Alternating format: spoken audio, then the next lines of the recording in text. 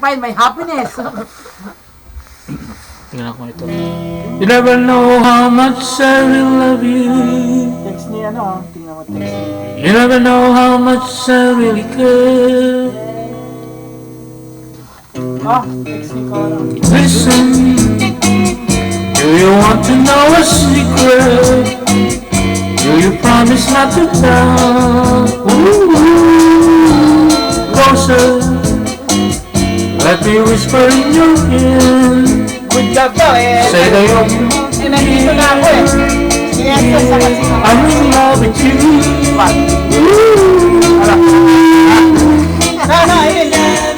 Do you want to know a secret?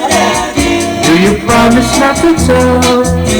Ooh, closer, let me whisper in your ear. Say the words you want to hear. I'm in love with you. I'll never know a secret for no, I just know.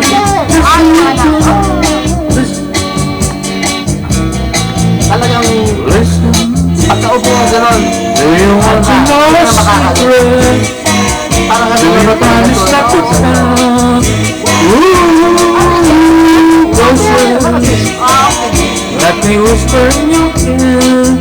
Sabi ni Cora doon. Say the words you want to hear. Dito kasi kami. I'm in love with you.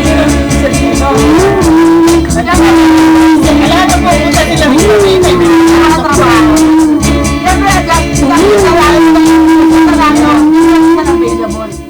Because lahat ng tao dito busy.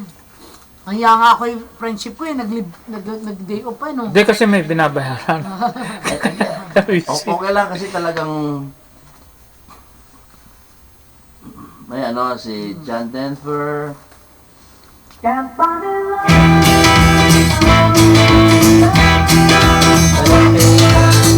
na.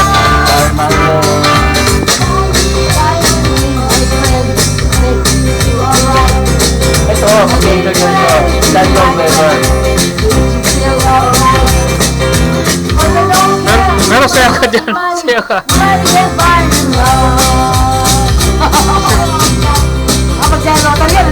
Swing! Mayroon para alam mo yung ano, pero wag naman kasi yung huling-huli ko talaga malungkot ako nun eh. Siyempre si mami, alam magsasaya ka. Pero pagkatapos nun, alam mo, in-accept ko na. We have to be happy, Kasi in-accept ko na eh, Estes. Kasi gusto ni Mami malulungkot tayo. Hindi, in-accept ko rin kasi talagang ano eh, nahirapan ng mami ko eh. Kahit kung umuwi ako ng Pilipinas, naka ano na sa akin eh, nakakapit na eh.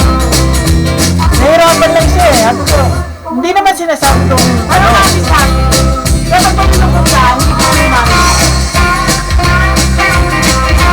Ngayon ba lagi napapanaginipan na hinayakap ka? Gano'n.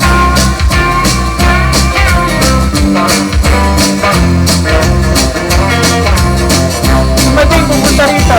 May weekend. Good.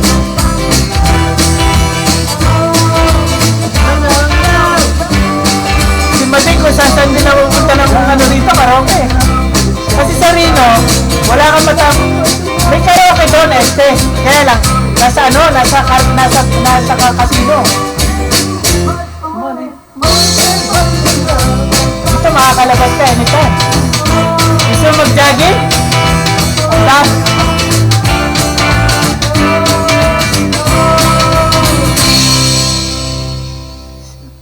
Si Mahir. Nice.